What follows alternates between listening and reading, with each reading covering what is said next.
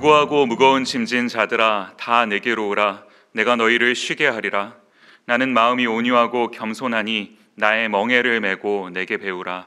그러면 너희 마음이 쉼을 얻으리니 이는 내 멍에는 쉽고 내 짐은 가벼움이라 하시니라. 하나님은 영이시니 예배하는 자가 신령과 진리로 예배할지니라. 아멘.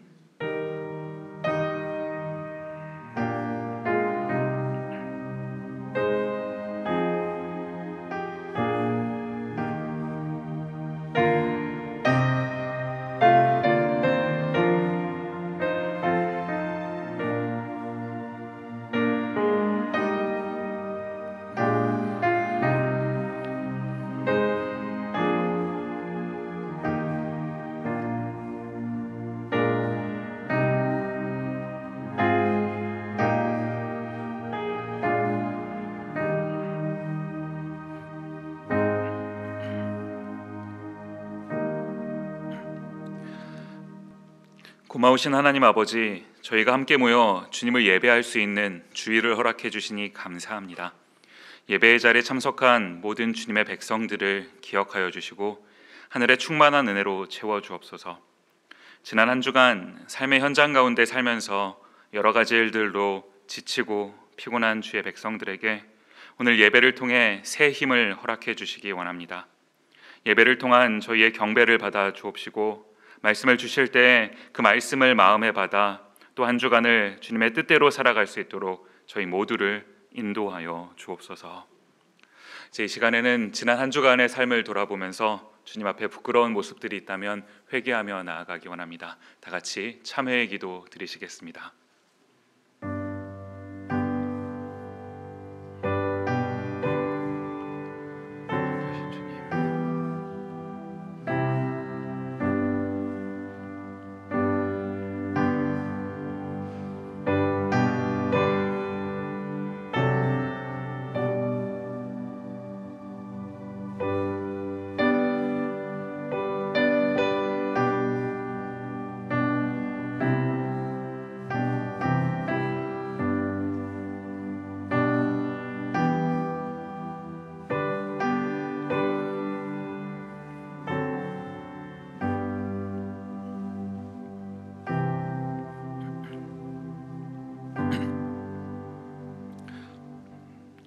그러므로 우리가 믿음으로 의롭다 하심을 얻었은즉 우리 주 예수 그리스도로 말미암아 하나님으로 더불어 화평을 누리자. 또한 그로 말미암아 우리가 믿음으로 서 있는 이 은혜에 들어감을 얻었으며 하나님의 영광을 바라고 즐거워하느니라. 이제 그리스도 예수 안에 있는 자에게는 결코 정죄함이 없나니 이는 그리스도 예수 안에 있는 생명의 성령의 법이 죄와 사망의 법에서 너를 해방하였음이라. 아멘. 전능하사 천지를 만드신 하나님 아버지를 내가 믿사오며 그 외아들 우리 주 예수 그리스도를 믿사오니 이는 성령으로 잉태하사 동정녀 마리아에게 나시고 본디오 빌라도에게 고난을 받으사 십자가에 못 박혀 죽으시고 장사한 지 사흘 만에 죽은 자 가운데서 다시 살아나시며 하늘에 오르사 전능하신 하나님 우편에 앉아 계시다가 저리로서 산 자와 죽은 자를 심판하러 오시리라. 성령을 믿사오며 거룩한 공회와 성도가 서로 교통하는 것과 죄를 사하여 주시는 것과 몸이 다시 사는 것과 영원히 사는 것을 믿사옵나이다. 아멘. 자리에 앉으셔서 다 같이 교독문 함께 교독하시겠습니다. 오늘은 교독문 36번입니다. 함께 교독하도록 하겠습니다. 외치는 자의 소리여 가로되 너희는 광야에서 여호와의 길을 예비하라. 사막에서 우리 하나님의 대로를 평탄케 하라. 골짜기마다 도두어지며 산마다 작은 산마다 낮아지며 고르지 않은 곳이 평탄케 되며 험한 곳이 평지가 될 것이요 여호와의 영광이 나타나고 모든 육체가 그것을 함께 보리라. 대저 여호와의 입이 말씀하셨느니라. 말하는 자의 소리여 가로되 외치라. 대답하되 내가 무엇을 외치리이까. 가로되 모든 육체는 풀이요 그 모든 아름다움은 들의 꽃 같으니 풀은 마르고 꽃은 시드나 우리 하나님의 말씀은 영영이 서리라. 아멘. 우리 함께 찬양하도록 하겠습니다.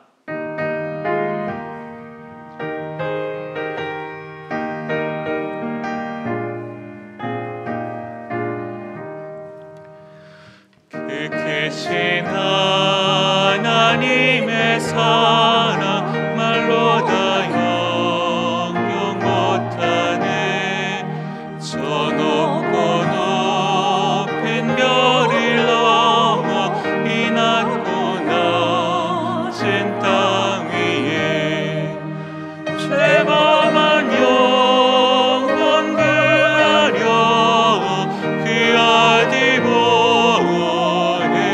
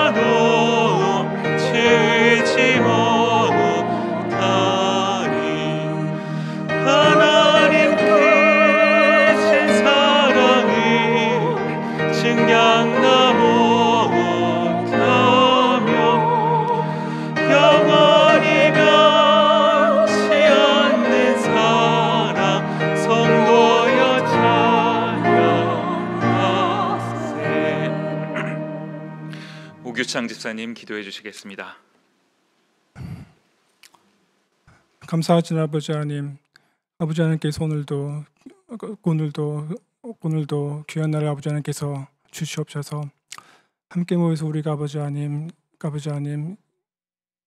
예배할 수 있도록 인도하시니 하나님의 은혜에 참으로 아버지 하나님 감사합니다. 하나님 아버지 땅 가운데에서 우리 교회를 아버지 하나님께서 세우셔서 하나님의 일들 아버지 하나님 감당할 수 있도록 인도하시니 그 은혜로 인하여서 참으로 아버지 하나님 감사합니다. 이 땅 가운데서 우리가 항상 하나님의 그런 아버지 하나님 선하시고 온전하시고 또한 아버지 하나님 기뻐하시는 뜻들을 잘 아버지 하나님 분별할 수 있는 그런 교회가 될 수 있도록 아버지 하나님께서 함께 하옵소서. 일들 위하여서 아버지 하나님 세우신 하나님의 그런 아버지 하나님 일꾼들에게 아버지 하나님께서 함께 하셔서 하나님께서 주시는 그런 아버지 하나님 성령과 하나님께서 주시는 그런 아버지 하나님 지혜로 그들을 아버지 하나님 감당할 수 있도록 아버지 하나님께서 인도하옵소서. 하나님 아버지 우리 교회에서 아버지 하나님 성장하고 있는 아이들에게도 아버지 하나님께서 함께 하셔서 키가 잘수록 아버지 하나님 지혜가 더욱더 아버지 하나님 성장할 수 있도록 인도하시고 그 하나님의 아버지 하나님 귀한 일꾼으로서 더욱더 아버지 하나님 성장할 수 있도록 아버지 하나님께서 함께 하옵소서. 하나님 아버지 지금도 전 세계 방방 아버지 곳곳에서 아버지 하나님 복음을 위하여서 수고하시는 그런 아버지 하나님 선교사님들의 사역 가운데에서도 아버지 하나님께서 함께 하셔서 그분들의 아버지 하나님 수고로 인하여서 오늘도 한 영혼이 아버지 하나님 구원받을 수 있도록 인도하시고 하나님의 그런 아버지 하나님 나라가 더욱더 아버지 하나님 확장되어 갈 수 있도록 아버지 하나님께서 함께 하옵소서. 그래서 하나님 아버지 이 그런 아버지 하나님 예배 가운데서도 아버지 하나님께서 함께 하셔서 순서마다 다 하나님의 은혜로서 함께 하시고 예배 이후에 우리 그런 아버지 하나님 삶들이 참 아버지 하나님 그리스도인으로서 참 아버지 하나님 예비자로서 우리가 아버지 하나님 살 수 있도록 아버지 하나님께서 함께 하옵소서. 오늘도 하나님 앞에서 아버지 하나님 우리가 또한 아버지 하나님 거룩한 그런 아버지 하나님 주일로서 참으로 아버지 하나님 안식할 수 있도록 인도하옵소서. 이 모든 말씀 우리를 또한 아버지 하나님 구원하신 그리스도 이름으로 기도합니다. 아멘.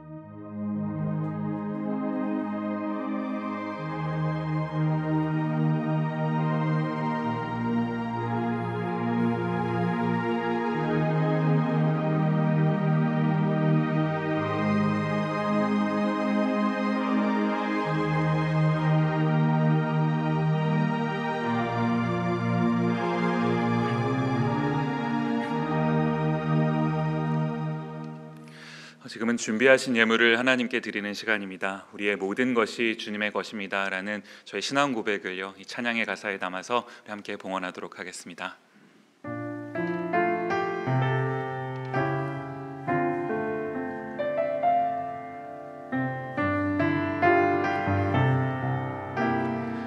나의 모습 나의 소유 주님 앞에 모두 드립니다. 모든 아픔 모든 기쁨 내 모든 눈물 받아주소서.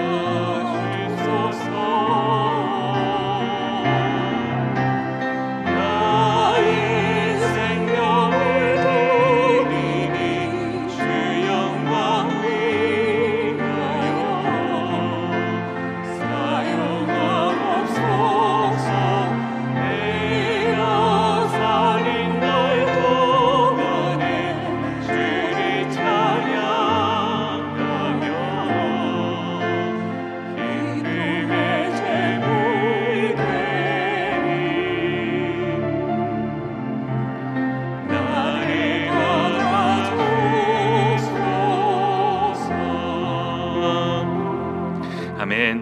드려진 예물 위에 잠시 같이 기도하도록 하겠습니다. 고마우신 하나님, 이 예물에 저희의 모든 마음을 담아 주님께 드립니다. 이 예물을 통해 이 땅 가운데 주의 사랑이 전해질 수 있게 하옵소서. 감사드리옵고 예수님 이름으로 기도드립니다. 아멘. 하이델베르그 요리문답 같이 살펴보도록 하겠습니다. 예수님께서 다른 방법이 아니라 십자가에 달려 죽으셨다는 것이 그렇게도 중요합니까? 그렇습니다. 십자가 처형은 하나님의 저주를 받은 죽음이기 때문에 그의 죽음으로부터 나는 내가 받아야 할 저주를 예수께서 대신 짊어지셨다는 것을 확신합니다. 왜 그리스도께서는 죽음을 당해야 했습니까? 하나님의 공의와 진리가 그것을 요구하기 때문입니다. 하나님의 아들의 죽음 외에는 아무것도 우리의 죄값을 치를 수 없기 때문입니다. 아멘. 교회 소식 알려드리도록 하겠습니다. 저희 교회가 속한 PCA 서북노회 가을 정기노회가 내일과 모레 양일간 진행이 됩니다. 노회가 잘 진행될 수 있도록 기억해 주시고 기도해 주시기를 부탁을 드립니다. 은퇴 목사님들의 모임인 은퇴 목사의 모임이 돌아오는 목요일 오전 11시 30분에 저희 에덴교회당에서 진행이 됩니다. 아침 말씀과 기도가 주중 아침에 줌을 통해서 진행되는 것 기억해 주시고요. 주보에 기록된 환우분들 명단 보시면서 함께 기도해 주시기를 또한 부탁을 드립니다. 나머지 광고는 주보를 참조해 주시기 바랍니다. 이제 우리 하나님 말씀 같이 받도록 하겠습니다. 오늘 저희에게 주신 하나님 말씀은 에베소서 2장 1절부터 10절까지 말씀입니다. 신약 310페이지 부근에 있습니다. 에베소서 2장 1절부터 10절까지 말씀 같이 살펴보도록 하겠습니다. 에베소서 2장 1절부터 10절까지 말씀, 제가 하나님 말씀 받들어 읽도록 하겠습니다. 너희의 허물과 죄로 죽었던 너희를 살리셨도다. 그때 너희가 그 가운데서 행하여 이 세상 풍속을 좇고 공중의 권세 잡은 자를 따랐으니 곧 지금 불순종의 아들들 가운데서 역사하는 영이라.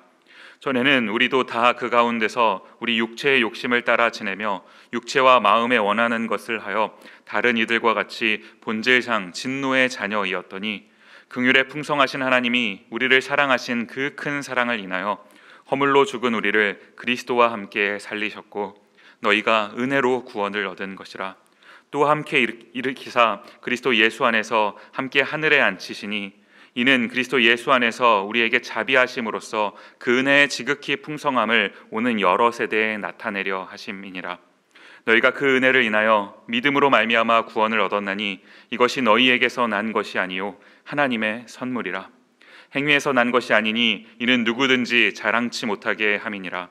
우리는 그의 만드신 바라 그리스도 예수 안에서 선한 일을 위하여 지으심을 받은 자니 이 일은 하나님이 전에 예비하사 우리로 그 가운데서 행하게 하려 하심이니라. 아멘. 하나님의 말씀입니다. 이제 준비하신 찬양 하나님께 올려드리도록 하겠습니다.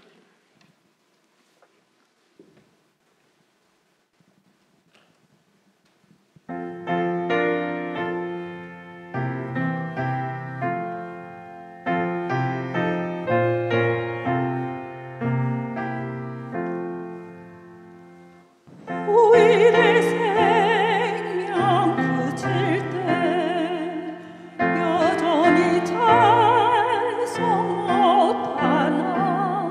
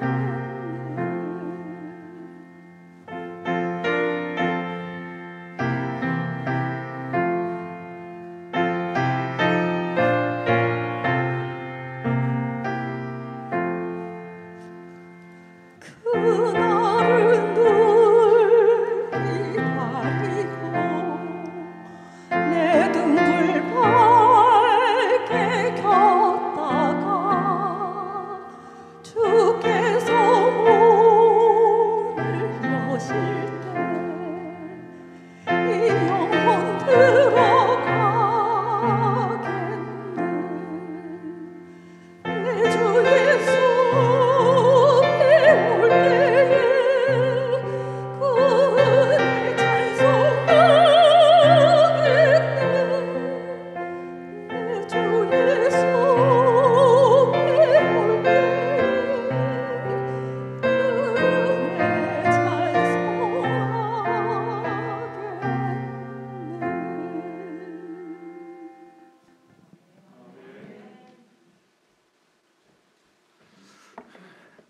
잠시 같이 기도하도록 하겠습니다.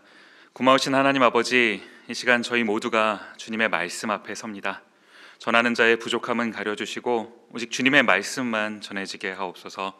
감사드리옵고 예수님 이름으로 기도드립니다. 아멘. 주일 일부 예배 참석하신 모든 분들 주님의 이름으로 환영하고 축복합니다. 오늘은 선한 일을 위하여 라는 제목으로 하나님 말씀 같이 살펴보도록 하겠습니다. 최근에 그 넷플릭스라고 하는 곳에서 방영한 이 오징어 게임이라고 하는 이 드라마가요, 이제 큰 화제가 된 것 아니겠습니까? 어떤 이제 신문 기사를 제가 이렇게 보니까요, 이 넷플릭스가 이제 서비스를 하고 있는 세계 각국이요, 80개국이 넘는 것 같아요. 그 모든 나라에서 이 오징어 게임이라는 한국 드라마거든요. 이 오징어 게임이라는 드라마가 시청률 1위를 차지했다라는 겁니다. 그래서 제가 도대체 어떤 내용을 다루는 드라마길래 이렇게 사람들이 열광을 하나, 그래서 이제 봤더니 내용이 이제 대충 이렇더라고요. 사람들이 이제 어떤 게임에 참여를 하는 겁니다. 총 456명의 사람들이 이제 참여를 하는데요, 이제 이 게임에서 우승을 하면 참가자 한 사람당 1억씩 계산을 해서요, 총 456억을 이제 상금으로 얻게 되는 이제 이런 게임이더라는 겁니다. 안 놀라실 줄 알았습니다. 겨우 456억 받겠다고 그런 게임에 참석하나, 이렇게 이런 생각하시겠지만, 그런데 이제 그 드라마를 이렇게 보니까 그 게임에 이제 초대된 사람들이요, 제가 이제 그 사람들의 그 면면을 이렇게 보니까 그럴 수밖에 없는 사람들이더라라는 거예요. 무슨 말이냐 하니까, 이제 그 게임에 참가하게 된 이 456명의 사람들이 모두가 다 이제 이 인생의 어떤 그 큰 실패를 경험해서요, 갚을 수 없는 이제 그런 빚을 떠안고 살아가는 사람들이요. 이제 이 인생의 유일한 희망이 이제 저 그 456억, 그 456억이 이렇게 천장에 딱 매달려 있거든요. 그거를 바라보면서 저게 나의 유일한 희망인 거예요. 저걸 가질 수 있으면, 그러면 이제 내 남은 인생이 조금 더 그래도 인간답게 좀 이렇게 인생을 살아볼 수 있는 거고, 안 그러면 이제 희망이 없는 그런 것 아니겠습니까? 문제는요, 제가 정말 깜짝 놀란 게 뭐냐 하니까 이 드라마가 너무 잔인하더라고요. 게임을 하는데 이제 이 게임은 저희가 너무나 잘 알고 있는 이제 그런 게임들입니다. 이런 거예요. 무궁화 꽃이 피었습니다. 또 줄다리기, 달고나. 저희 동네에서는 어렸을 때 달고나라고 하나 뽑기라고 했었는데, 근데 이렇게 눌러갖고 이렇게 쪼개는 그런 거 있지 않습니까? 그런 거랑 또 구슬치기, 이런 것들이. 이제 이런 게임들은 저도 어렸을 때 이제 종종 했었던 그런 게임들입니다. 게임은 그 순수한 그때 그 시절 그 게임인데, 이제 문제가 뭐냐 하니까 이제 이 게임을 하는 도중에 이 게임에서 지거나 혹은 탈락을 하게 되면요, 죽어요. 나중에는 이게 어디까지 가냐 하니까요, 다른 사람을 죽여야, 그래야 내가 살 수 있는, 저 456억을 갖기 위해서는 다른 사람을 죽여야지만, 그래야지만 내가 한 걸음 거기에 더 가까이 가게 되더라라는.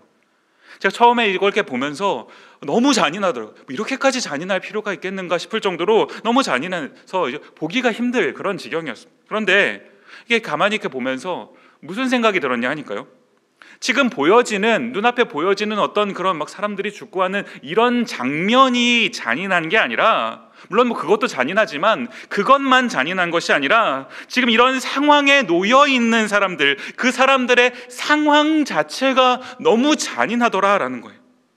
이 456억, 이거는 상징적인 것 같은 겁니다. 내가 원하는 어떤 그 무언가를 갖기 위해서는 어떻게 해야 되는 겁니까? 내가 그걸 가지려면 다른 사람들을 짓밟아야 되는 거고요. 그래서 그 사람들을 없애버리고 내가 가야지만 내가 그것을 가질 수 있게 되는 것 아닙니까? 어떤 관점에서 본다면 이게 저희가 살아가고 있는 이 세상의 모습인 것 아닌가요?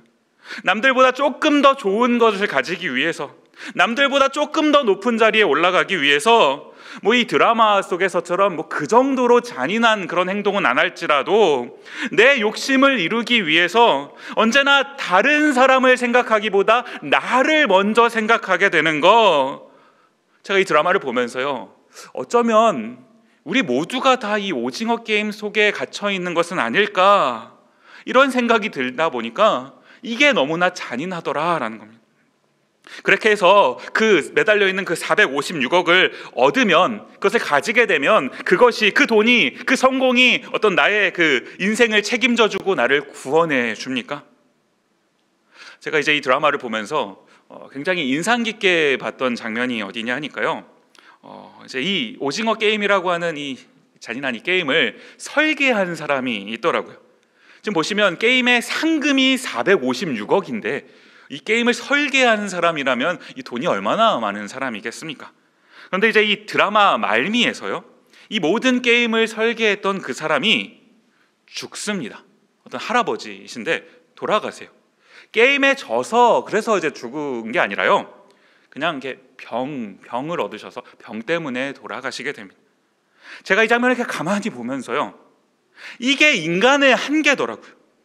456억을 얻어도 456억이나 되는 돈을 내 마음대로 굴릴 수 있어도, 그런 위치가 되어도요, 저희 인간이 결코 극복할 수 없는 한 가지, 이 죽음이라고 하는 이 한 가지는 저희가 결코 극복할 수가 없는 것 아닙니까? 그런데 그런 한계를 깨닫지 못하고 마치 저 456억, 이 어떤 상징적인 거라고 말씀을 드렸는데요, 내가 원하는 어떤 그것을 얻으면 그러면 그것이 마치 모든 문제를 다 해결해 줄 것처럼 그렇게 하고 살아가는 거예요.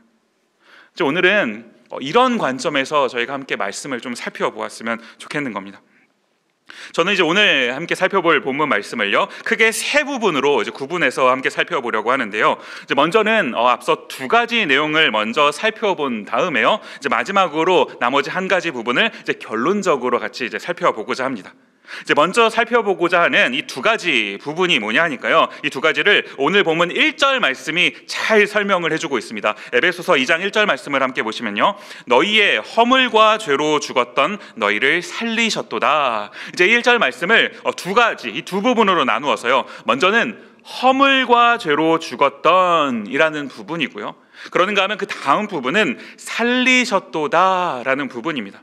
먼저 이 허물과 죄로 죽었던 이라는 부분을 저희가 같이 살펴봤으면 좋겠는데요, 여기 보시면 이 죄라고 하는 이 개념이 등장을 하는 것 아니겠습니까? 여기서 이제 가리키고 있는 이 죄라는 말은 헬라어로 하마르티아라는 이제 말을 사용합니다. 이 하마르티아라는 말이 어떤 의미를 가진 단어이냐 하니까요, 아마 성경 공부나 설교를 통해 많이 들어보셨을 겁니다. 관역에서 이제 빗나가다, 이제 이런 의미를 가진 말이 이 하마르티아라는 그런 말인 것 아니겠습니까? 제가 한 가지 질문을 드려볼게요. 관역에서 빗나갔기 때문에 죄인이 된 걸까요? 아니면 죄인이기 때문에 관역에서 빗나갈 수밖에 없는 것일까요? 질문을 조금만 바꾸면요, 저희가 죄를 지어서 죄인이 된 겁니까? 아니면 죄인이기 때문에 죄를 지을 수밖에 없는 건가요? 이에 대한 대답으로 바울이 굉장히 중요한 개념 한 가지를 저희에게 소개를 해주는 거거든요. 오늘 보면 3절 말씀을 보시면요, 전에는 우리도 다 그 가운데서 우리 육체의 욕심을 따라 지내며 육체와 마음에 원하는 것을 하여 다른 이들과 같이 본질상 진노의 자녀이었더니, 맨 마지막에 보시면 본질상 진노의 자녀이었더니 무슨 말입니까? 이 진노의 자녀라는 말은요, 하나님의 어떤 그 심판 아래에 있어야 되는 그런 상태를 말하는 거거든요. 죄에 대한 하나님의 심판이 무엇입니까? 로마서 말씀이 이것을 이제 한마디로 정의해주고 있는 것 아닌가요? 로마서 6장 23절 말씀 보시면요, 앞부분에 죄의 싹은 사망이요, 죄에 대한 하나님의 심판은 사망이라는 겁니다. 죽음이요. 실제로 하나님께서 처음 인간을 지으셨을 때 그 지으신 인간한테 말씀하셨을 때도 그러했던 것 아닙니까? 창세기 2장 17절 말씀 보시면요, 선악을 알게 하는 나무의 실과는 먹지 말라. 너가 먹는 날에는, 그 다음 보시면 정령 죽으리라. 선악을 알게 하는 나무의 실과는 먹지 말라. 하나님의 명령이거든요. 하나님의 말씀을, 이 명령을 어기는 거, 그게 죄인 것 아닙니까? 하나님께서 이 죄에 대한 값을 뭐라고 말씀하시는 건가요? 정령 죽으리라. 인간이 하나님의 이 말씀을 어긴 이후로는요, 이 정령 죽으리라, 이 죽음이라는 그 한계를 벗어날 수 없게 된 것 아닌가요? 본질상 진노의 자녀라는 말이 무슨 말이냐 하니까요, 저희가 살아가면서 조금 어떤 나쁜 짓을 좀 하면 그러면 그것 때문에 죄인이 되는 게 아니라, 물론 그 나쁜 짓을 하는 행위 자체는 당연히 죄이지만요, 그것 때문에 저희가 죄인이 된 것이 아니라 원래부터 저희는 본질상 이 죄로 인한 그 형벌을 가진 채 태어났다라는 겁니다. 죄의 싹시 사망이라고 했는데, 누구도 이 사망, 죽음으로부터 벗어날 수 없는, 이 죽음의 한계를 벗어날 수 없는, 극복할 수 없는 그런 사람인 것 아닙니까? 그런 상태로 태어나게 된 거, 이것이 본질상 진노의 자녀라는 말이 가지는 의미더라라는 거예요. 저희가 본질상 이런 존재라고 한다면 저희의 모습, 저희의 삶의 모습이 어떠한 거겠습니까? 철학자 사르트르라는 분이요, 이제 인간을 이제 설명을 하시면서 BCD라고 하는 이 그 알파벳을 가지고 이제 설명을 하시더라고요. 이제 이 BCD가 뭐냐 하니까, 제가 이제 언젠가 그 LA 지역에 한번 이렇게 방문을 한 적이 있는데, 거기 갔더니 막 이렇게 BCD가 막 이렇게 있는 거예요. 이 BCD가 여기 뭔가 봤더니 북창동 순두부찌개 집을 이렇게 BCD라고 영어로 표기를 했더라고요. 제가 오늘 설교가 너무 딱딱해질까 봐 노력을 하는 건데요, 이 샤르트르가 얘기했던 이 BCD가 뭐냐 하니까, 인생은 B와 D 사이에 있는 C다, 이런 겁니다. 무슨 말이냐면요, 이 B, birth, D, death, 이 TH 발음은 이게 아무리 제가 노력을 해도 이게 극복하기 어려운 그런 발음인 것 같은데, 저의 한계인 것 같아요. 아무튼 이 벌스, 네, 그리고 데스, 이 사이에 있는 C, 뭡니까? 초이스, 선택의 연속이다라는 거. 정말 맞는 말인 것 아닙니까? 인간은요, 태어나 보니까 나는 순간부터 선택이요. 어떤 기저귀를 사야 되나, 무슨 이유식을 먹일까, 뭘 먹일까, 선택의 연속이더라고요. 어떤 거는 굉장히 사소한 그런 선택도 있고요, 그러는가 하면 어떤 문제는 굉장히 큰 그런 문제도 있습니다. 그런데 저희가 그런 어떤 인생의 선택의 문제에 있어서 늘 바른 선택을 하고 있습니까? 아니, 조금 더 근원적으로 질문을 해보면 저희가 바른 선택을 할 수는 있을까요? 이렇게 말했던, 인생은 B와 C, D 사이의 C다라고 얘기했던 이 샤르트르조차도요, 뭐라고 얘기를 했냐 하니까, 인간은 자유라는 형벌에 갇혀 있다, 이렇게 얘기하더라고요. 저희는요, 무언가를 선택할 수 있는 그 자유가 나한테 있으면 그러면 그게 나를 정말 자유롭게 할 것처럼 착각하고 삽니다. 그런데 그 자유라고 생각했던 그것이 오히려 나를 가둬버리는 이런 형벌이 되기도 한다라는 것 아닌가요? 오늘 본문을 보니까, 오늘 본문에서 바울도 비슷한 맥락으로 얘기를 하고 있더라라는 겁니다. 본질상 진노의 자녀들이 가지는 특징이 무엇입니까? 오늘 본문 에베소서 2장 2절과 3절 말씀 보시면요, 그때 너희가 그 가운데서 행하여 이 세상 풍속을 좇고 공중의 권세 잡은 자를 따랐으니 곧 지금 불순종의 아들들 가운데 역사하는 영이라. 전에는 우리도 다 그 가운데서 우리 육체의 욕심을 따라 지내며 육체와 마음에 원하는 것을 하여 다른 이들과 같이 본질상 진노의 자녀이었더니. 지금 여기 보시면 이 본질상 진노의 자녀들이 가지고 있는 특징을 세 가지로 이제 이야기하고 있는 것 아닙니까? 먼저는 이 세상의 풍속을 쫓고, 이 세상의 풍속이 무엇입니까? 이 성경에서 말하고 있는 이 세상이라고 하는 개념은요, 하나님을 믿지 않는, 하나님을 따르지 않는 이제 그런 삶을 지칭하는, 이제 이럴 때 세상이라는 표현을 사용하는 거거든요. 그 세상 풍속을 쫓게 된다라는 거.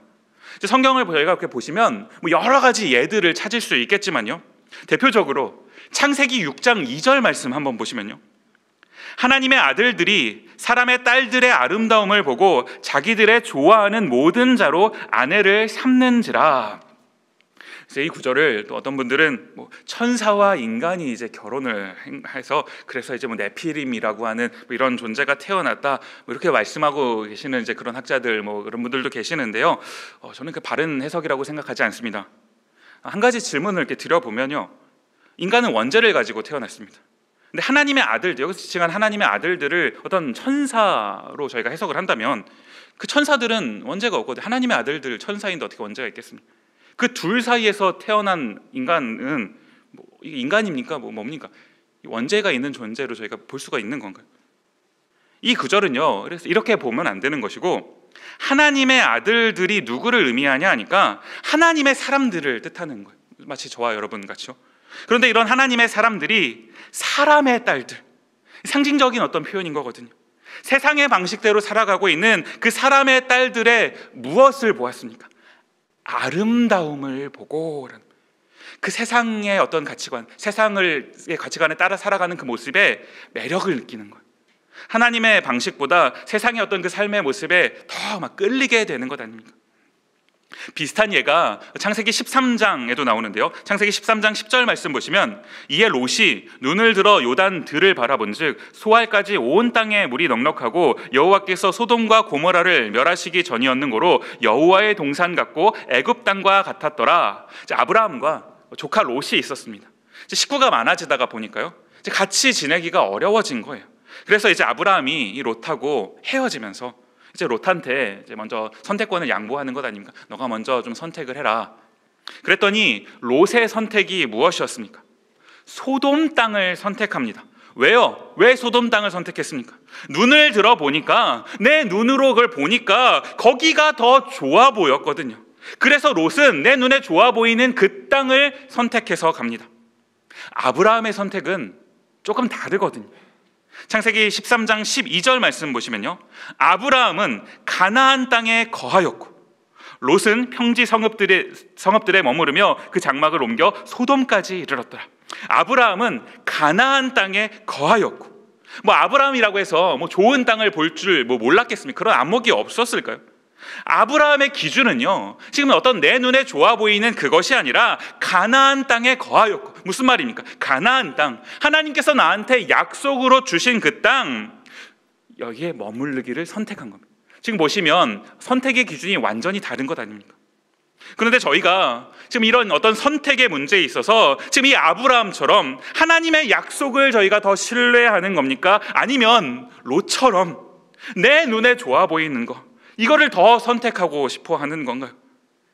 세상의 풍속을 쫓는다라는 이 말은 이런 거 아닙니까? 그런가 하면 또 한 가지 특징이 뭐냐 하니까요, 오늘 본문 2절 중간 부분에 보시면요, 공중권세 잡은 자를 따른다라는 겁니다. 이 공중권세 잡은 자가 누구를 말하는 거냐 하니까요, 이제 신약 성경에 보시면 이 하늘을 가리키는 말이 이제 두 가지가 있는데요. 하나는 우라노스라는 말입니다. 이제 이 우라노스는 마치 하나님이 계시는 이제 그런 하늘을 지칭하는 말이에요. 꼭 어떤 그 물리적인 장소만을 뜻하는 것이 아니라 이제 모든 것을 초월해 계시는 그곳, 이제 그 의미를 담고 있는 말, 이것이 이제 하늘이라는 개념인 것 아니겠습니까? 그러는가 하면 또 하늘을 가리키는 또 한 가지 표현이 있는데요. 이제 그것이 오늘 본문에서는 공중이라고 번역이 되어 있어요. 공중권세 잡은 자, 공중이라고 번역이 되어 있는데, 이 말은 아에르라는 이 헬라어 단어입니다. 이 공중의 권세를 잡았다라는, 이 공중이라는 말은 공기라고도 이제 번역을 할 수 있는 건데요, 저희와 밀접하게 같이 있는 것 아니겠습니까? 여기에 권세를 잡았다라는 건요, 그러니까 저희가 이 공중 권세 잡은 자의 영향력 아래에 있다라는 이런 말이거든요. 그러면 이 공중 권세 잡은 자가 누구를 가리키는 표현인 건가요? 베드로후서 2장 4절 말씀을 보시면요, 하나님이 범죄한 천사들을 용서치 아니하시고 지옥에 던져 어두운 구덩이에 두어 심판 때까지 지키게 하셨으며, 여기 보시면 범죄한 천사라는 말이에요. 천사였는데 그런데 범죄했습니다. 여기서 이 범죄했다라는 말도 저희가 아까 전에 살펴봤던 그 하마르티아, 이제 그 말이거든요. 관역에서 벗어난 거예요. 이거를 설명한 게 유다서로 가서요, 유다서 6절 말씀에 보시면 이렇게 기록합니다. 또 자기 지위를 지키지 아니하고 자기 처소를 떠난 천사들을 큰 날의 심판까지 영원한 결박으로 흑암에 가두셨으며, 자기 처소를 떠난 천사들, 무슨 말입니까? 있어야 할 그 자리에 있지 않은 거요, 관역에서 벗어난 거, 하마르티아인 것 아닙니까? 그렇게 타락한 천사들이 이제 사탄과 그 사탄을 쫓는 따르는 이제 졸개들이 된 건데요, 이제 이 사탄이 하는 일이 무엇입니까? 자신들이 원래 있어야 되는 그 자리에서 떠난 것처럼 저희도요, 이 인간들도 있어야 할 그 자리에서 떠나도록 하는 거, 이걸 다른 말로 하면 유혹이라고 말하는 것 아니겠습니까? 저희가 사탄 이렇게 생각을 하면요, 뭔가 이제 막 무섭고 막 흉측한 어떤 그런 이미지요. 최근에 이제 저희 동네에 이렇게 돌아다니다가 보면은 이제 그 뭡니까, 그 할로윈이라고 해서 이제 좀 있으면 이제 그런 이상한 게 오지 않습니까? 그 할로윈을 이제 준비한 가정들이 막 집들이 막 꾸며놨더라고. 어떤 데는 막 무섭게 막 귀신 모양 해놨는데, 사탄은요 그런 무섭고 흉측한 이미지가 아닙니다. 오히려 굉장히 부드럽고 굉장히 매력적이고 굉장히 달콤한 것. 사실 그래서 더 무서운 것 아닌가요? 그런가 하면 이 본질상 진노의 자녀들이 가지는 세 번째 특징도 있는데요, 그게 뭐냐 하니까 육체의 욕심을 따라 지낸다라는 거예요. 지금 이 육체의 욕심을 따라 지낸다라는 것도 사실은 지금까지 살펴봤던 거랑 같은 맥락인 거거든요. 오늘 본문 에베소서 2장 2절과 3절을 보시면요, 이 본질상 진노의 자녀들이 가지고 있는 세 가지 특징들이 소개가 되고 있는 건데요, 세상 풍속을 쫓고, 개역개정에 보니까 이것을 따르고라고 번역을 했습니다. 또 공중 권세 잡은 자를 따르고, 마지막으로 육체의 욕심을 따라 지내는 것, 세 가지 모두를 따랐다 이렇게 번역을 하고 있는데, 저희가 이 따르는 것, 이 따름의 문제, 이걸 가만히 생각을 좀 해보면서요, 저희가 어떤 이것들을 정말 뭐 의지적으로 내 마음에 뭐 원하는 바가 있어갖고 이것을 내가 따르겠다라고 결단하고 선택하셨습니까? 오늘 저희가 뭐 예배를 이렇게 드리고 계시는데, 예배를 드리시면서요, 예배 가운데 내가 이번 주에는 반드시 세상 풍속을 쫓으리라 결단하고 돌아가시는 분들 계신가요? 그런 분들 아무도 안 계실 겁니다. 그런데 우리가 그렇게 살기로 결단한 것도 아니고 뭐 그걸 바란 것도 아닌데, 그런데 정신 차리고 보니까 왜 우리의 삶이 그렇게 살고 있느냐라는 거예요. 로마서 7장 19절 20절 말씀 보시면요, 내가 원하는 바 선은 하지 아니하고 도리어 원치 아니하는 바 악은 행하는도다. 만일 내가 원치 아니하는 그것을 하면 이를 행하는 자가 내가 아니요 내 속에 거하는 죄니라. 우리가 원하는 건 선인데, 그런데 행하는 건 오히려 원치 않는 악이더라라는 거예요. 왜 이런 선택을 할 수밖에 없는 겁니까? 내 안에 있는 이 죄 때문에, 이 죄가 나를 그렇게 한다라는 것 아닙니까? 이것이 오늘 본문이 이야기하고 있는 본질상 진노의 자녀라는 이 말인 것 아닌가요? 이게 허물과 죄로 죽었던 이 저희의 상태를 가리키는 말이거든요. 허물과 죄로 죽었던 이 모습이다라는 겁니다. 그런가 하면요, 오늘 저희가 본문에서 크게 두 번째 부분으로 같이 살펴보고 싶은 부분이 뭐냐 하니까 살리셨다라는 부분이거든요. 오늘 에베소서 2장 4절과 5절 말씀으로 가서 보시면요, 긍휼에 풍성하신 하나님이 우리를 사랑하신 그 큰 사랑을 인하여 허물로 죽은 우리를 그리스도와 함께 살리셨고 너희가 은혜로 구원을 얻은 것이라. 너무나 아쉬운 한 가지가 뭐냐 하니까 지금 이 부분을요, 헬라어 원문으로 보면은 이 4절에서 하나님이라고 했을 때 이제 이 하나님이라는 단어가 헬라어로 데오스라는 말이거든요. 근데 이제 원문에 보면은 이 데오스라는 말 앞에 데라는 이 접속사가 붙습니다. 데오스. 무슨 말이냐니까 이 데라는 말은 그러나라는 말이거든요. 그러니까 데오스 무슨 말입니까? 그러나 하나님이라는 말. 영어 성경 이렇게 보시면 but이라고 해서 분명히 이 부분을 번역을 해 놓았거든요. 근데 아쉽게도 한국어 성경은 이 3절과의 관계 속에서 약간 이렇게 흐릿하게 이렇게 번역을 하고 넘어가 버렸어요. 그러니까 저희가 이제 이 원래의 의미를 살펴본다면 지금 이 4절 말씀을 시작하면서 어떻게 저희가 이것을 해석해야 되는 겁니까? 그러나 하나님이 이렇게 하고 보면은 이 4절의 의미가 더욱 분명하게 드러나는 것 아닌가요? 3절까지 내용을 보시면요, 우리는 모두가 다 본질상 진노의 자녀이었거든요. 본질상 이미 답이 없는 겁니다. 그냥 그렇게 하고 끝나버려도요, 3절까지 하고 그냥 끝나버려도 거기에 누구도 토를 달 수가 없어. 원래 그렇게 태어난 존재인 거, 이미 진노를 받아야 되는 상태니까요. 그런데 저희의 인생이 3절로 끝나는 것이 아니라 4절 말씀이 이어지는 것 아닙니까? 4절이 어떻게 시작한다고요? 그러나 하나님이 그 큰 사랑을 인하여, 그 큰 사랑이 뭔데요? 5절에 나온 표현이요, 그리스도와 함께 살리셨고, 그리스도와 함께 살리셨고. 그리스도가 죽으셨나요? 네, 죽으셨잖아요. 허물과 죄로 우리가 죽어야 되는데 그리스도께서 우리를 대신하여 죽으신 거, 저희가 지난 1장을 살펴볼 때 속량이라는 이제 개념을 같이 살펴보면서 이 부분을 같이 다루었던 것 아닙니까? 예수님께서 저희를 대신하여 죽으심으로 본질상 진노의 자녀였던 저희가 살 수 있게 된 거예요. 5절 마지막 부분에 보시면요, 괄호로 이렇게 되어 있는 부분이에요. 너희가 은혜로 구원을 얻은 것이라. 바울이 지금 이 부분을 이제 기록하면서 일종의 보충 설명을 이렇게 해놓은 거거든요.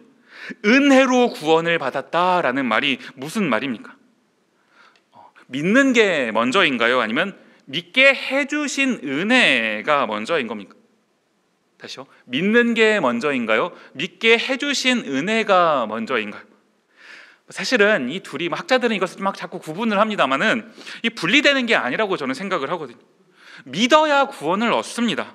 그런데 이 믿는 것도요, 하나님께서 믿게 해주실 때, 전능하신 하나님께서 믿게 해주실 때 저희가 믿을 수 있게 되는 것 아닙니까?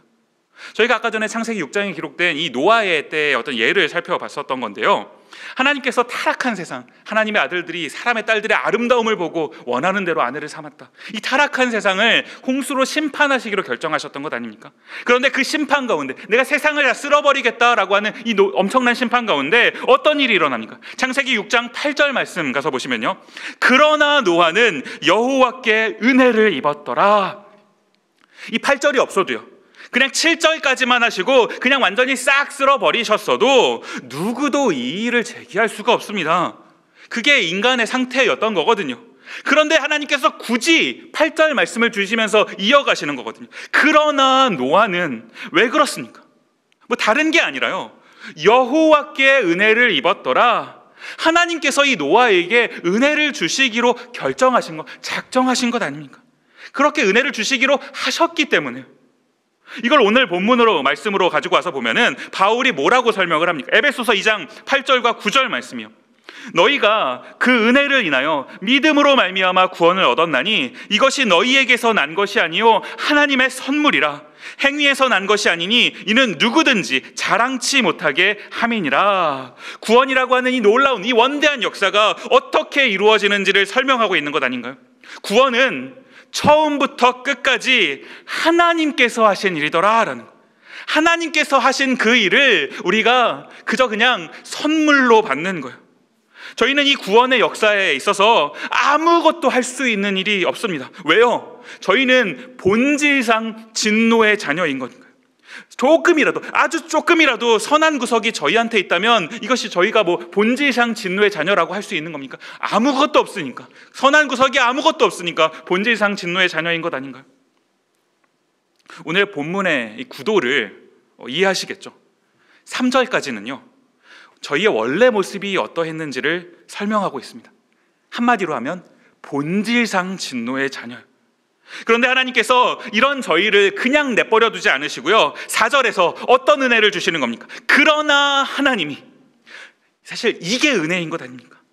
왜 하나님이 우리 삶, 사실 하나님이 우리 삶에 개입해 주실 이유가 전혀 없는 거거든요. 그런데 그러나 하나님께서 이 그러나, 이 4절의 이 놀라운 은혜를 실현하시기 위해서 엄청난 값을 지불하신 것 아닌가요? 그런데 하나님께서 그 놀라운, 그 엄청난 값을 다 지불하시고는 그 혜택은, 그 마지막에 그 혜택은 하나님의 선물이라. 하나님의 선물이라. 오늘 저희에게 이걸 선물로 주신 것 아닙니까? 도저히 받을 수가 없는 그런 선물인데, 그런데 이미 그 선물이 저희한테 주어져 있어요. 거부할 수도 없이 이미 주어져 있는 것 아닙니까? 이제 오늘 본문에서 살펴보고 싶은 마지막 세 번째 파트입니다. 오늘 본문의 결론과도 같은데요, 에베소서 2장 10절 말씀이요, 우리는 그의 만드신 바라 그리스도 예수 안에서 선한 일을 위하여 지으심을 받은 자니 이 일은 하나님이 전에 예비하사 우리로 그 가운데서 행하게 하려 하심이니라. 우리는 그의 만드신 바라. 여기에서 이 만드신 바라, 유명한 단어 한번 들어보셨을 거예요. 포이에마라는 단어가 이제 여기에서 나옵니다. 이 작품이라고도 번역할 수 있는 거든. 영어 그 포임이라고 하는, 맞나요? 이 시라고 번역되는 그 단어가 여기서 나왔거든요. 작품이라고 번역할 수 있는 그 단어가 포이에마, 이런 단어예요. 이 작품이라는 말은요, 상품이라는 말과는 다른 것 아니에요. 어떻게 다릅니까? 작품은요, 어떤 작가가 이제 심혈을 기울여서요, 내가 정말 내 정성을 다해서 한 땀 한 땀 했고 이제 만드는 겁니다. 유일하게 만드는 것, 아주 그냥 독특하게 내 세상에 둘도 없이 만든 그걸 작품이라고 하는 것 아닙니까? 마구 그냥 막 찍어내는, 저희 보시면 앉으신 좀 의자 다 똑같이 생겼잖아요. 이런 상품하고는 이제 다른 거, 그게 이제 작품인 거죠. 저희가 이런 작품이라고, 너희는 그의 만드신 바라, 하나님의 작품이요, 하나님의 포이에마라고. 하나님께서 저희를 세상에 단 하나밖에 없는 그런 존재로 지으셨다라는 것 아닙니까? 왜요? 왜 이렇게 지으셨습니까? 10절 말씀이 이에 대한 답을 주고 있는 건데요, 선한 일을 위하여. 제가 이제 이 부분을 묵상하는데 문득 그 찬송가 499장이요, 499장 그 3절 가사가 떠오르더라고요. 밤 깊도록 동산아, 긴장을 해서 키를 너무 높게 잡았네요. 밤 깊도록 동산 안에 주와 함께 있으려 하나. 왜 그렇습니까? 은혜를 경험한 사람들은요, 이 말이 무슨 말인지를 이해하는 것 아닙니까? 본질상 진노의 자녀였는데 이런 나에게 하나님께서 은혜를 베풀어 주셔가지고요, 하나님의 자녀로 삼아 주시니까 얼마나 감사한 겁니까? 이런 나에게 그 은혜를, 그 놀라운 은혜를 베풀어 주신 하나님과 밤새도록 함께하고 싶은 거 당연한 거 아닙니까? 그런데 하나님이 주시는 그 은혜는요, 거기서 끝나는 것이 아니라요, 이어지는 가사요. 괴로운 세상에 할 일 많아서 날 가라 명하신다. 하나님이 저희를 부르신 이유는 보내시기 위해서거든요. 은혜를 받아 누리는 것은요, 그 은혜를 받아 누리는 것만 은혜인 것이 아니라요, 그 은혜를 가지고, 하나님이 나에게 허락해 주신 그 놀라운 은혜를 가지고 세상을 향해 가는 거, 그게 진짜 은혜를 받은 사람, 진짜 은혜를 살아내는 사람들의 삶인 것 아닙니까? 괴로운 세상이, 이 세상은요, 본질상 진노의 자녀들이 살아가고 있는 곳이에요. 제가 서두에서 언급했었던 마치 그 오징어 게임 같은 거예요. 자신의 한계가 뭔지도 모른 채 그럼에도 불구하고 거기서 어떻게든지 살아보겠다고 서로가 서로를 막 힘들게 하고 그런 곳이, 모두가 상처를 받습니다. 도대체 누가 승자인지 모르겠어요. 모두가 상처 더미 가운데 있어요. 그런 세상에 하나님께서 저희를 보내주셔가지고 저희가 가가지고요, 그게 아니라고, 그렇게 살아가는 게 아니라고 다른 길이 있다라는 걸 보여주는 거, 이것이 은혜로 구원을 받은 사람들의 삶의 모습이어야 되는 것 아닙니까? 하나님께서 저희를 이 일을 시키시기 위하여 작품으로 만드신 것 아닌가요? 저희가 살고 있는 그 삶의 현장 각각의 곳에서 작품이요, 사람들과 구별된 작품으로. 오늘 본문의 3단계요, 본질상 진노의 자녀이었는데 은혜로 구원을 주신 겁니다. 그리고는 선한 일을 행하라고 저희를 보내시는 거거든요. 하나님께서 손수 빚으신 그 작품으로 저희 각자의 삶의 현장 가운데 저희를 보내주신 건데요, 오늘 이 말씀을 비추어서요, 저희의 모습이 어떻습니까? 하나님께서 저희를 보내신 그 삶의 현장 가운데서 작품으로서의 역할을 감당하고 계신가요? 아니면 그냥 그렇게 마치 오징어 게임 속에 있는 그런 사람들처럼요, 그냥 똑같은 그냥 상품, 그렇게 하고 살고 있으면 안 되는 것 아닌가요? 설교를 마무리하면서 이 찬양을 함께 고백했으면 좋겠는데요, 저희가 원론적으로 돌아가서요, 도대체 무엇이 은혜인지를 생각해 보았으면 좋겠는 겁니다. 본질상 진노를 받아야 되는 자리에서 구원의 자리로 옮겨주신 거, 은혜는요 다른 어떤 게 은혜가 아니라 456억을 받는 게 그게 은혜가 아니라요, 본질상 진노의 자녀이었는데 은혜로 구원을 주신 거, 하나님의 자녀 삼아 주신 거, 이게 은혜인 것 아닙니까? 저희 모두가 혹 이 은혜의 감격을 저희가 잊고 있다면 오늘 함께 이제 말씀을 듣고 같이 찬양하고 기도하는 가운데 하나님께서 이 은혜의 감격을 다시금 회복시켜 주셨으면 좋겠습니다. 우리 함께 찬양하면서 나아가도록 하겠습니다.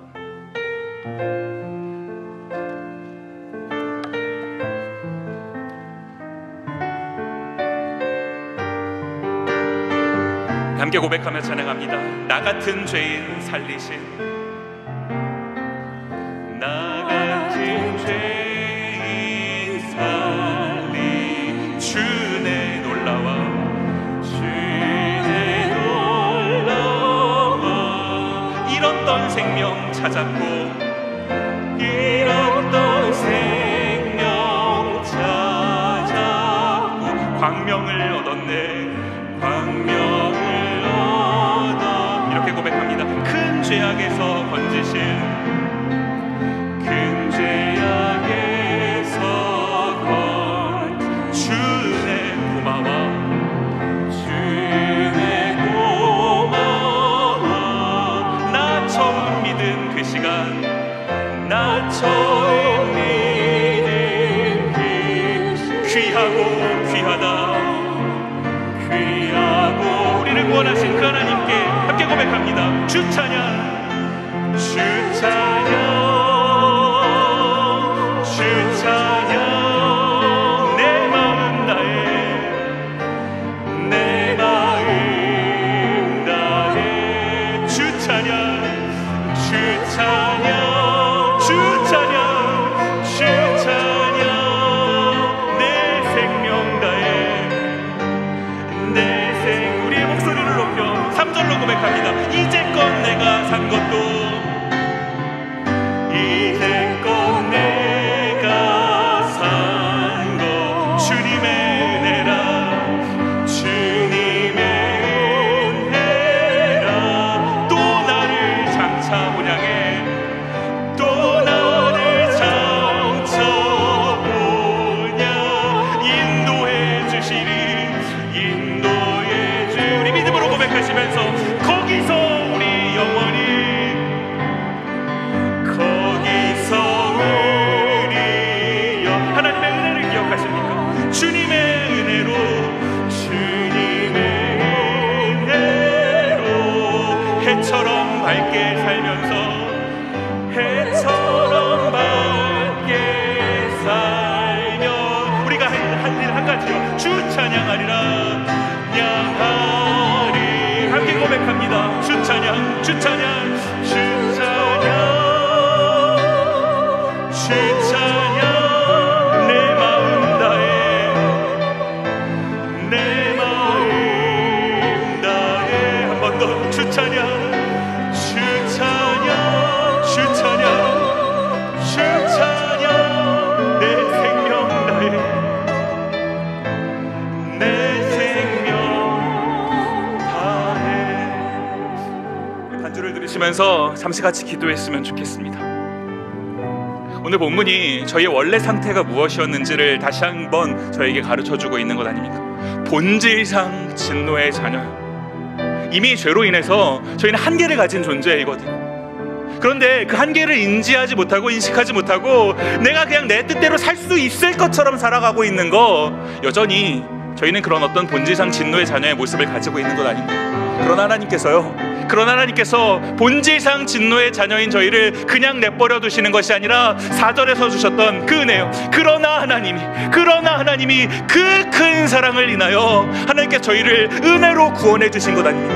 왜 구원해 주셨나요? 우리만 잘 먹고 잘 살려고요? 아니요, 하나님께서 저희를 선한 일을 위하여 하나님께서 우리를 그 일을 하기 위해 보내신 것 아닙니까? 저희 각자를 작품으로 삼아 주신 거는요, 작품으로 만들어 주신 것은 저희 삶의 현장 가운데 주님께서 보내셔서 선한 일을 위하여 살아가라고 하나님 그 사명을 저에게 주신 거거든요. 은혜를 기억하는 사람이라면 그렇게 살아야 되는 겁니다. 아버지 하나님, 내가 그렇게 살아갈 수 있게 없어서, 주님께서 나에게 명하신 보내신 그 삶 가운데서 작품으로서의 삶을 살아갈 수 있게 없어서, 선한 일을 위하여 살아갈 수 있게 없어서, 주님, 내가 그렇게 살아가기를 원합니다. 오늘 말씀을 기억하시면서 잠시 한번 같이 기도하는 시간 가졌으면 좋겠습니다. 같이 기도하도록 하겠습니다. 고마우신 아버지 하나님, 함께 모여서 주님을 예배할 수 있는 기회를 또 한번 허락해 주시니 감사합니다.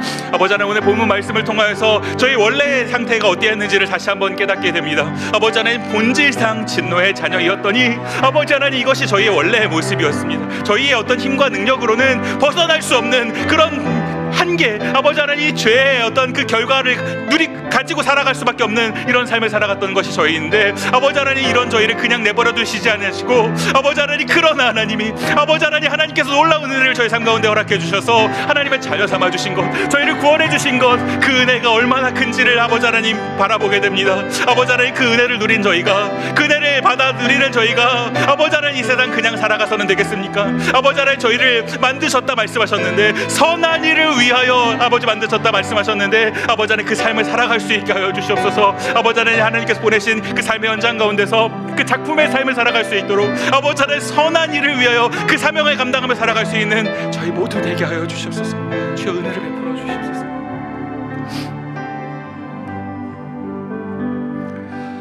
고마우신 아버지 하나님, 감사합니다. 오늘도 함께 모여서 주님을 예배할 수 있는 이 기회를 주심에 감사합니다. 아버지 하나님, 오늘 예배소서 2장 말씀을 통하여서 원래 우리 인간의 상태가 어떠했는지를 다시 한번 생각해 보게 됩니다.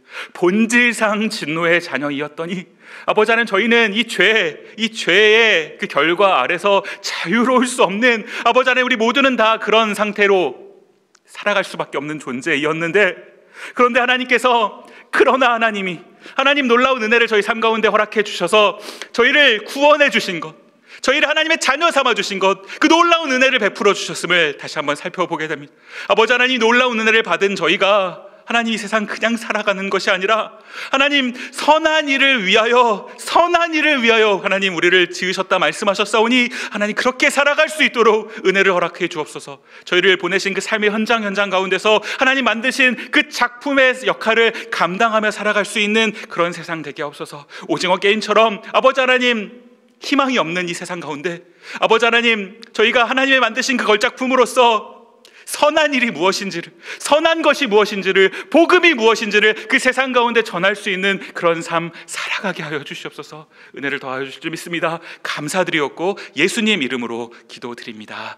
아멘. 다 같이 자리에서 일어나셔서 주기도문 찬양하시겠습니다.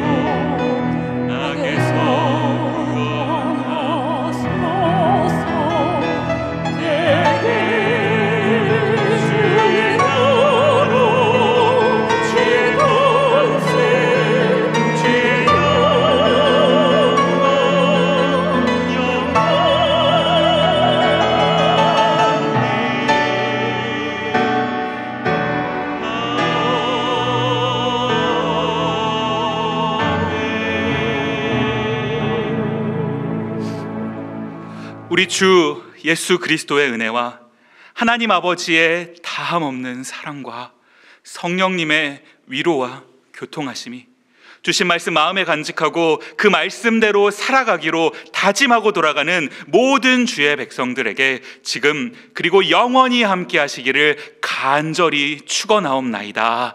아멘.